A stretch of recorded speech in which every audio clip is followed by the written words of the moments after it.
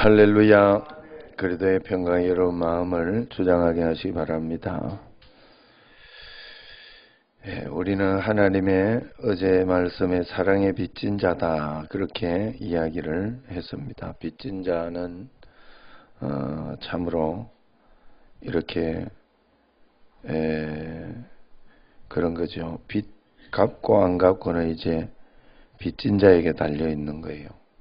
그래서 안 갚으면 나쁜 사람이 되는 거고, 빚을 갚아내면 당연한 게 되는 거예요.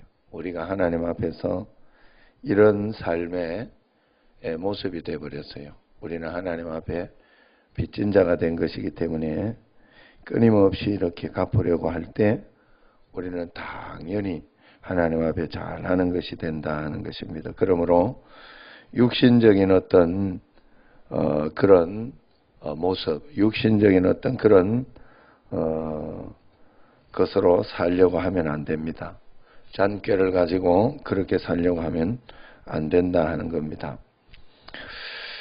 미국 남북 전쟁 때 그런 일이 있었다고 그래요. 전쟁이 자꾸 밀고 당기면서 일전일퇴를 하고 있을 때 깨가 많은 군인이 이제 그 남쪽 군인 옷을 입으면 북군이 쏠 것 같고, 또 북쪽 군인 옷을 입으면 남군이 쏠 것 같으니까 위쪽은 북군 옷을 입고 아래쪽은 남군 옷을 입었다 하지요. 양쪽 다 속했으니까 어디도 안 죽일 거다, 이렇게 생각하고 그렇게 생각했는데 어떻게 됐다 그래요? 반대로 양쪽 다 먼저 보고 쐈다 하죠.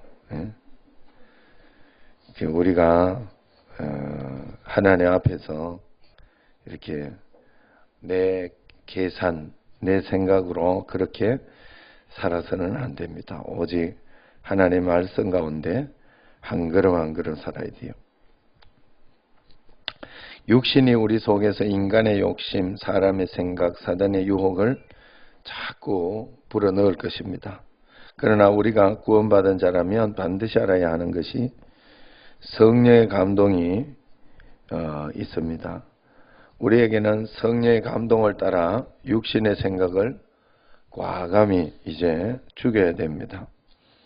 그리고 그 성령의 감동을 따라 과감히 걸어가면 성령께서 살리라, 그렇게 이야기를 했습니다. 우리는 성령의 감동을 따라갈 때 틀리면 어쩌나 그런 걱정을 또 많이 합니다. 그러나 그럴 필요가 없어요. 그냥 믿고 따라가면 되는 거예요. 내가 진심으로 기도하고 한 것이면 되는 것이지, 잘못되면 어쩌나 걱정할 필요가 없다는 거예요. 잘못되면 어떻게 하겠어요? 하나님이 또 다른 길로, 좋은 길로 인도하실 거니까 믿고 따라가면 된다 하는 거예요. 매일매일 우리는 육신으로가 아니라 영으로서 몸의 행실을 죽이는 훈련을 꼭 해야 할 줄로 믿습니다. 사단의 가장 강력한 성격이 인내와 집요함이라고 해요. 사단의 이런 성격은 우리가 제어할 수 없다고 하죠. 그러나 사단의 그 끈질김은 우리가 제어할 수가 있습니다. 성경을 보면은 사단의 활동이 욥기에서 잘 나타나 있는데, 사단은 욥의 아내뿐만 아니라 그의 모든 친구들까지 이용해서 욥의 마음에 전쟁을 일으킵니다. 사단의 전략은 욥이 하나님은 실제로 누구시며 과연 그분이 욥의 믿음처럼 사랑과 정의의 하나님이신지에 대해서 의문을 품게 하고 의문의 문을 열게 하는 것이 그 사단의 전략입니다. 하나님을 떠나게 하는 것이 궁극적인 전략인 것이죠. 그러나 믿음을 통해서 욥은 원수의 공격을 꿰뚫어 볼 수 있었고, 직접 하나님께 아뢰기를 바라며 뚜벅뚜벅 계속해서 전진할 수 있었던 것입니다. 사단은 항상 문제를 하나님의 탓으로 돌려서 의심하고 떠나게 합니다. 그래야 우리를 완전히 망가뜨릴 수 있으니까. 그러므로 우리가 힘들 때, 슬플 때, 어려울 때 더 좋으신 주님께 나아가고 기도해야 하는 줄로 믿습니다. 그래서 성경에 분명히 경고하고 부탁하고 있죠. 시험에 들지 않게 깨어서 기도해라. 마음은 원인데 너희가 육신이 약하다, 이야기를 하고 있어요. 너희가 육신이 약해서 기도하지 않으면 넘어질 수밖에 없고 기도하지 않으면 시험 될 수밖에 없다. 이야기를 분명히 하고 있습니다. 마음은 싸움터요 전쟁터입니다. 예수님도 우리에게 그래서 이야기를 했죠. 마태복음 5장 27절 28절을 보면 간음하지 말라 하였다는 것을 너희가 들었으나 나는 너희에게 이르노니 음욕을 품고 여자를 보는 자마다 마음에 이미 간음했느니라. 이 마음의 것을 먼저 이야기를 하셨다 하는 거예요. 많은 구절에서 하나님은 이 마음의 문제에 관해서 우리에게 이야기하고 있습니다. 결국 무슨 말이냐 하면 하나님은 우리의 마음에 있는 것이 결국 행동을 결정할 것이다. 너의 마음이 더 중요하다. 그렇게 이야기를 하고 있습니다. 행동이라는 것은 언제나 우리의 마음이 빚어내는 결과로 이어진다 하고 이야기하고 있습니다. 그래서 잠언서 23장 7절에도 보면 대저 그 마음의 생각이 어떠하면 그 위인도 그러한즉 그렇게 이야기를 해요. 그 사람의 마음의 생각이 어떠하면 그 사람의 겉으로 드러나는 것도 똑같다 이야기하는 겁니다. 나쁜 생각과 행동이 선한 결과를 낳을 수 없듯이 선한 생각과 행동은 결코 나쁜 결과를 낳을 수 없습니다. 사과씨를 심고 오렌지를 거둘 수는 없는 일이죠. 사과씨에서는 사과만 나옵니다. 우리는 이렇게 자연 법칙에 완전히 동의하면서도 이것을 삶에는 적용하지 못하고 있어요. 자연 법칙이 정신과 도덕의 세계에도 적용되는데도 이런 사실을 무시합니다. 생각은 환경이 빚어내는 결과에서 매우 중요한 역할을 하는 겁니다. 많은 경우 자신의 환경이나 다른 사람들의 행동을 바꿀 수는 없지만 상황과 다른 사람들에 대한 우리의 생각은 언제나 바꿀 수 있다 하는 것을 알아야 됩니다. 그러면서 우리는 상황과 다른 사람들이 우리를 향해 우리가 마음을 바꿀 때 우리를 향해서 언제나 달라질 것이다 하는 겁니다.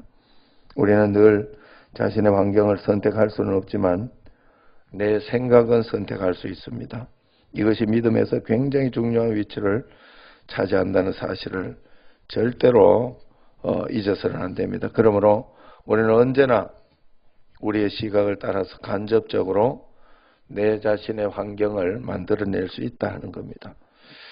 내 시각을 바꿀 수 있어요. 거짓말을 믿는 대신 진리를 믿음으로 하나님의 말씀을 선택함으로 매일매일 하나님의 관점에서 하나님의 말씀을 통해 보겠다고 우리는 선택할 수 있다 하는 거예요. 하나님이 좋은 것으로 주셨다. 나는 이것을 이겨낼 수 있다. 주님이 함께 계시다. 지금까지 함께 계셨다 하는 그것을 우리가 선택할 수는 있다 하는 거예요. 상황과 환경은 불안하고 걱정되고 힘든 것 같으나 우리의 마음을 바꿈으로 그 상황과 환경을 바꾸어 볼 수 있다 하는 것입니다. 환경은 나쁜 것인데 우리의 마음은 이것이 하나님이 내게 주신 기회다. 그렇게 하면 기회가 되는 것이고 가장 좋은 것으로 주셨다. 물어봐서 하나하나 풀어보자. 그러면 그렇게 되는 거예요. 성경에서 뭐라고 그래요? 제가 늘 좋아하는 말씀 가운데 너희를 향한 나의 생각을 아나니 평안이요 재앙이 아니니라. 너희에게 미래와 희망을 주는 것이다. 그렇게 이야기하지 않습니까? 성경을 보면 언제나 하나님이 우리에 대해서 선한 생각을 하고 있는데 왜 우리는 내 자신이나 내 환경에 대해서 부정적인 선택을 하겠습니까? 늘 말씀과 다르고 또 낙담하고 우울하고 비통한 생각을 하게 되는 것이죠. 그렇다면 우리가 지금까지 어떤 생각을 하고 살았는지 내 자신을 한번 돌아봐야 됩니다. 내가 과연 희망과 용기 그리고 잘 될 것이다 하는 그런 마음과 생각을 가지고 살았는지 아니면 우울하고 답답해하면서 힘들고 어렵게 판단하고 그렇게 해석하지는 않았는지 내 자신을 돌아봐야 됩니다. 육신대로 살면 반드시 죽을 것이로되 그랬어요. 그러나 몸으로서 영으로서 몸의 행실을 죽이면 살리니 사단은 우리가 생각의 세계에서 얼마나 쉽게 길을 잃는지 알고 있으며 또 그래서 우리를 속이기가 아주 쉽다는 것을 알고 있다고 합니다. 그래서 사단은 일단 우리 마음에 들어와서 그의 전매 특허와 같은 만약에 이래 되면 어떻게 하지? 그러나 이건 아닌 것 같은데 그러나 이건 어때? 하는 그런 의문을 일으킬 수 있다면 우리에게 싸움을 반쯤은 이겼다. 그렇게 생각을 한다는 겁니다. 이런 것들이 별거 아닌 것 같지만 우리 믿음에 심각한 의심을 불러일으키는 그런 물음입니다. 하나님에게는 불확실한 게 없으며 하나님은 언제나 가장 좋은 것으로 주신다는 것을 꼭 믿으시기를 바랍니다. 그냥 주님을 믿고 의지하며 한 걸음 한 걸음 나아갈 때 하나님의 인도, 무릇 하나님의 영으로 인도함을 받는 사람은 곧 하나님의 아들이라. 할렐루야. 매일매일 하나님의 말씀 가운데 그 아들로 살아가는 여러분과 저가 되기를 주의 이름으로 축원합니다. 기도하겠습니다.